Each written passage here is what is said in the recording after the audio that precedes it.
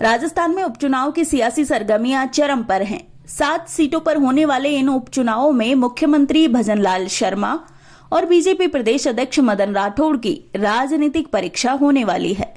क्या ये उपचुनाव इनके राजनीतिक कद को बढ़ा सकते हैं? आइए एक एक सीट का विश्लेषण करते हैं और समझते हैं क्या हो सकता है बीजेपी का खेल। सबसे पहले खींवसर सीट की बात करें तो बीजेपी ने रेवतराम डांगा को उम्मीदवार बनाया है। ये वही सीट है जहां हनुमान बेनीवाल की पत्नी और कांग्रेस की रतन चौधरी मैदान में है। हालांकि इस बार बीजेपी ने पिछले चुनावों की गलतियों से सबक लेते हुए बगावती सुरों पर भी काबू पाया है।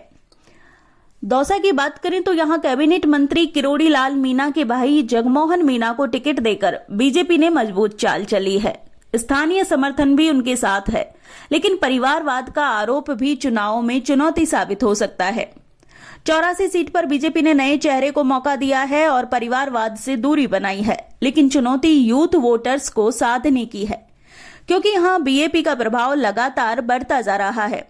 झुंझुनू की बात करें तो बीजेपी के राजेंद्र भांबू को कांग्रेस के अमित ओला और निर्दलीय राजेंद्र गोडा से मुकाबला करना पड़ रहा है।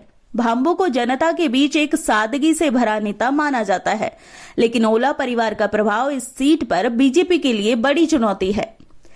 रामगढ़ की बात करें तो यहां पर सहानुभूति की लहर कांग्रेस के पक्ष में जा रही है। कांग्रेस उम्मीदवार आर्यन खान के पिता जुबेर खान का हाल ही में निधन हो गया, जिससे सहानुभूति फैक्टर बीजेपी के खिलाफ काम कर सकता है। देवली उनियारा सीट की बात करें तो यहां त्रिकोणीय मुकाबले में बीजेपी को नरेश मीणा फैक्टर का फायदा मिल सकता है। कांग्रेस के मीणा समाज के वोट को विभाजित करने की रणनीति ने चुनाव में बीजेपी के समीकरण को मजबूत किया है। सलूम्बर में बीजेपी की लगातार जीत की वजह से सहानुभूति कार्ड खेला गया है। यहां अमृतलाल मीणा की पत्नी शांता देवी बीजेपी की उम्मीदवार हैं। हालांकि बीएपी का बढ़ता प्रभाव बीजेपी के लिए चिंता का विषय है।